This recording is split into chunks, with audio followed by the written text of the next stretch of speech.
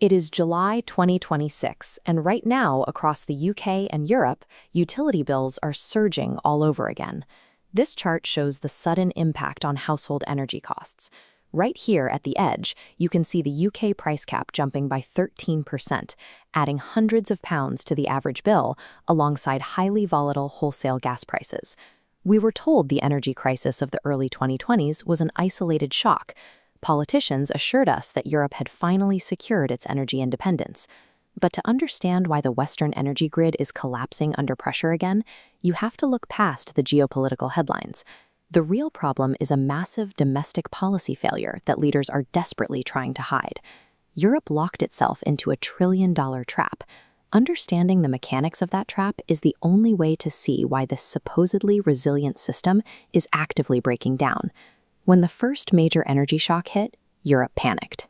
Governments needed an immediate replacement for cheap pipeline gas.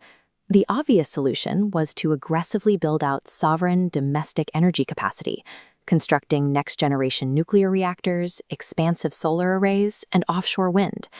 But developers ran into a wall of economic sludge. We're talking about an overwhelming administrative burden, endless environmental reviews, overlapping local jurisdictions, and red tape. Watch this flowchart in reality. Domestic energy projects attempt to move forward, but get completely trapped in interconnection queues, waiting for permits. Instead of doing the hard political work to reform this broken system, Western governments abandon them. By taking the path of least resistance to avoid internal political friction, leaders knowingly traded one fragile dependency for another. They traded pipelines for ships, choosing to rely overwhelmingly on liquefied natural gas, or LNG. Securing those ships meant paying a massive premium.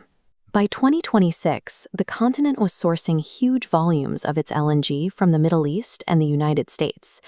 European citizens absorbed over $1 trillion in energy costs during this period, while foreign energy companies posted record-breaking windfall profits.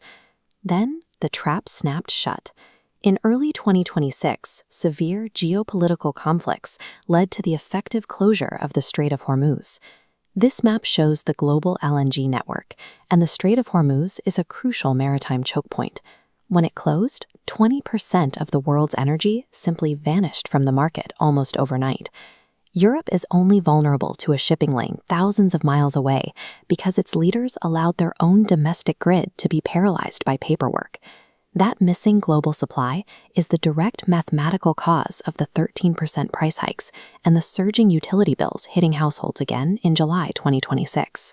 You cannot build a modern, resilient economy on imported, highly volatile energy when your own internal infrastructure is suffocating under administrative rules. This is the ultimate opportunity cost of red tape. Every dollar spent subsidizing foreign gas companies is a dollar stolen from building true energy independence. The blame sits directly with the Western institutions and politicians who refuse to ruthlessly cut this institutional sludge out of their energy sectors. Until that internal friction is eliminated, Europe will remain a junior economic partner, forced to pay whatever premium the global market demands, just to keep the lights on through the winter. And if you want to see how the same bureaucratic friction is actively destroying the housing market and leaving millions of homeowners with stranded assets, click the video on your screen right now to uncover the trillion-dollar real estate trap.